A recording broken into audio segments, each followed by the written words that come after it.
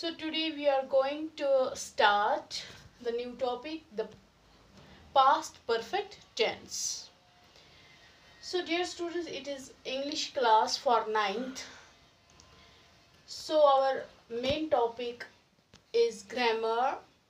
In grammar portion, the active and passive voice. So dear students, आज हम उठाने जा रहे हैं पास्ट परफेक्ट टेंस. इससे पहले मैंने आपको सब टेंस के बारे में, उनका जो एक्टिव वॉइस है वो किस तरह पैसिव में कन्वर्ट होता है. तो अब हम इसको कंपेयर करेंगे किसके साथ, प्रेजेंट परफेक्ट टेंस के साथ. अब हम देखेंगे प्रेजेंट परफेक्ट टेंस और पास्ट परफेक्ट टेंस में क्या फर्क है. प्रेजेंट परफेक्ट टेंस में हमने हैज और have is used in present perfect tense and verb का थर्ड फॉर्म भी इसमें यूज होता है, लेकिन हैज और हैव इज यूज्ड. तो हैज और have is converted in past perfect tense into had. इसमें भी वर्ब का थर्ड फॉर्म, लेकिन हैड, और पैसिव में इसका बन जाता है हैड बीन. तो प्रेजेंट में क्या होता है, प्रेजेंट में होता है हैज और हैव, और पैसिव में उसका बन जाता है हैज बीन और have been. So the structure of active and passive voice in past perfect tense is subject had, verb का थर्ड फॉर्म प्लस ऑब्जेक्ट. तो ये पैसिव में बन जाता है, ये ऑब्जेक्ट को सब्जेक्ट की जगह लाते हैं. उसके बाद had been, जो प्रेजेंट में टेंस में क्या था, प्रेजेंट परफेक्ट टेंस में क्या था, हैज और हैव बीन. इसमें हैड वो कन्वर्ट होता है, और वर्ब का थर्ड फॉर्म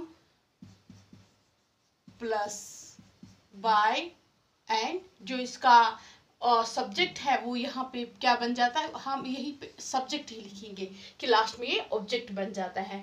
तो अब है इसकी एग्जांपल्स.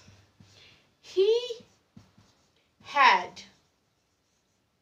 थर्ड फॉर्म संग ए सॉन्ग.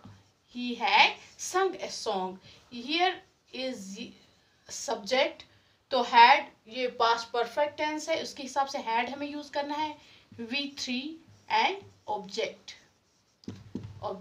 तो अब हम अकॉर्डिंग टू द स्ट्रक्चर, तो पैसिव में किस तरह हमें चेंज करना है आपको पता होगा, क्योंकि हम हर एक टेंस में, चाहे वो प्रेजेंट इंडेफिनिट हो, चाहे वो पास्ट हो, तो उसमें वो ऑब्जेक्ट पहले आता है सब्जेक्ट की जगह, पहले आता है सब्जेक्ट की जगह. तो यहाँ पे आएगा ऑब्जेक्ट क्या है, यहाँ पे ए सॉन्ग.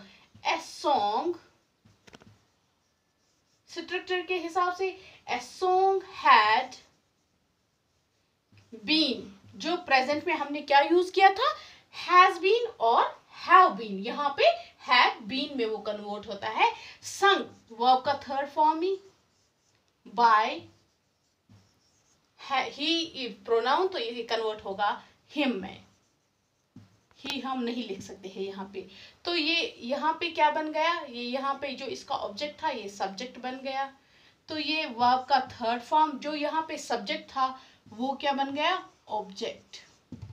तो ये आपको याद होना चाहिए. उसके बाद हम नेगेटिव सेंटेंसेस का किस तरह पैसिव बन जाता है. नेगेटिव सेंटेंसेस, पहले हम उसका स्ट्रक्चर के, सिर्फ सेम यही है, सिर्फ नॉट का यूज हमें इसमें करना है.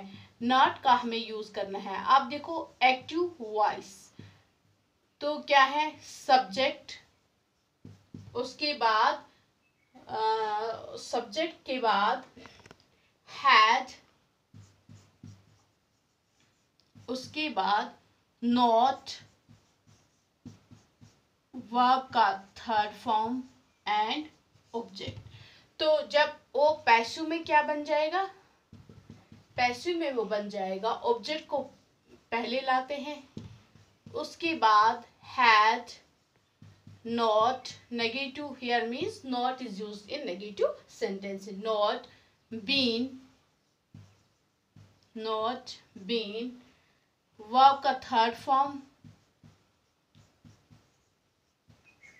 प्लस जो यहाँ पे सब्जेक्ट है वो क्या बन गया, ऑब्जेक्ट. यहाँ पे हम सब्जेक्ट ही लिखेंगे.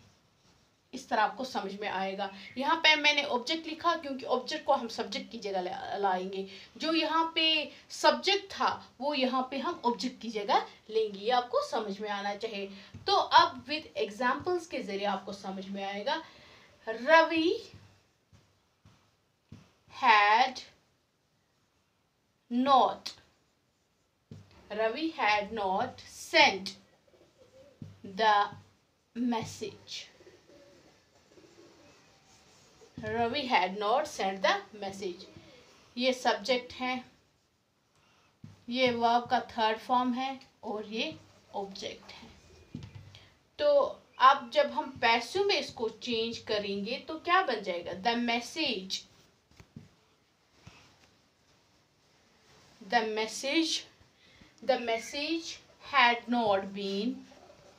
had not been sent by Ravi. तो यही यहाँ पे ये जो ऑब्जेक्ट था वो यहाँ पे सब्जेक्ट बन गया। तो यहाँ पे हमने V3 एंड ये यहाँ पे ऑब्जेक्ट बन गया जो यहाँ पे सब्जेक्ट था।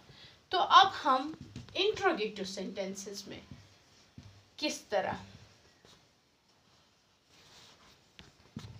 इंट्रोगेटिव सेंटेंसेस पता ही होगा, बार बार मैं रिपीट कर रही हूँ।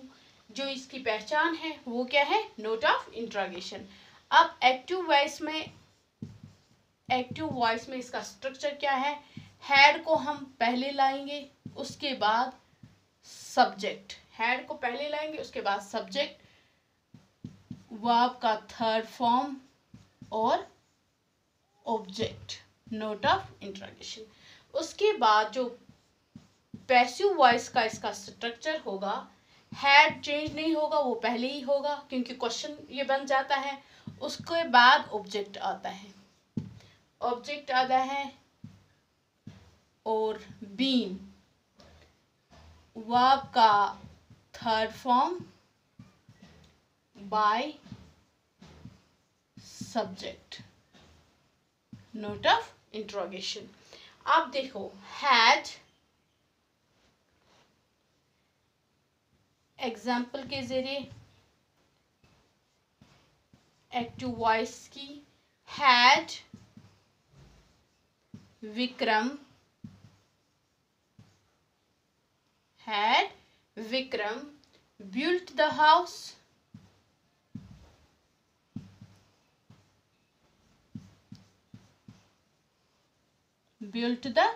Note of interrogation. तो पैसिव में इसका हम क्या बनाएंगे? हैड मैंने इससे पहले भी बताया, ये क्वेश्चन बन जाता है। तो जो यहाँ पे हैड है वो पहले ही आएगा, ऑब्जेक्ट से पहले ही।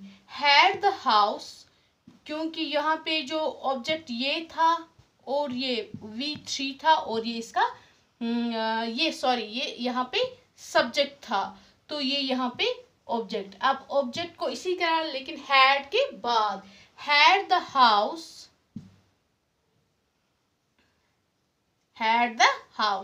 यहाँ ये सब्जेक्ट बन गया जो इसका ऑब्जेक्ट था। बाकी तो सेम ही है। Had the house been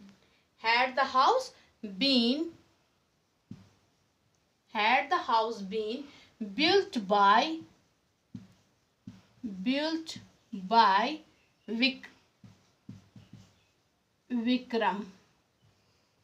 note of interrogation. तो इसी तरह हम डबल इंट्रोगेटिव, वो भी सेम यही स्ट्रक्चर है, सिर्फ इसको हम WH फैमिली से कोई भी वर्ड हो वो पहले हमें लिखना होगा और हैड भी उसके बाद हमें सब्जेक्ट या ऑब्जेक्ट आएगा। तो यहाँ पे हम ये जो यहाँ पे बन गया ऑब्जेक्ट, तो फॉर एग्जाम्पल यही एग्जाम्पल हम लेंगे, why had Vikram built the house. तो पैसिव क्या बन जाएगा? Why had the house been built. BUILT, built by Vikram. तो डियर स्टूडेंट्स, मैं सिर्फ यहाँ चाहे मतलब एफर्मेटिव सेंटेंस हो, नेगेटिव सेंटेंस हो और इंट्रोगेटिव सेंटेंस में सिर्फ एक एक एग्जाम्पल आपको अकॉर्डिंग टू द स्ट्रक्चर आपको एक्सप्लेन करती हूँ। तो उतना टाइम नहीं है यहाँ पे हमें, तो आप खुद इस पे मतलब बहुत 2, 4, 5 एग्जाम्पल्स खुद बना सकते हो, ताकि आपको अच्छे से इसकी प्रैक्टिस हो जाएगी। क्योंकि प्रैक्टिस जब हो जाएगी तो आपको रूल समझ में आएगा, आपको अच्छे से बनाना आएगा। बाकी जो मैं आपको एक एक एग्जाम्पल देती हूँ आपको दिखाने के लिए, ताकि आप खुद प्रैक्टिस करोगे, ताकि आपको अच्छे से रूल समझे। So thanks.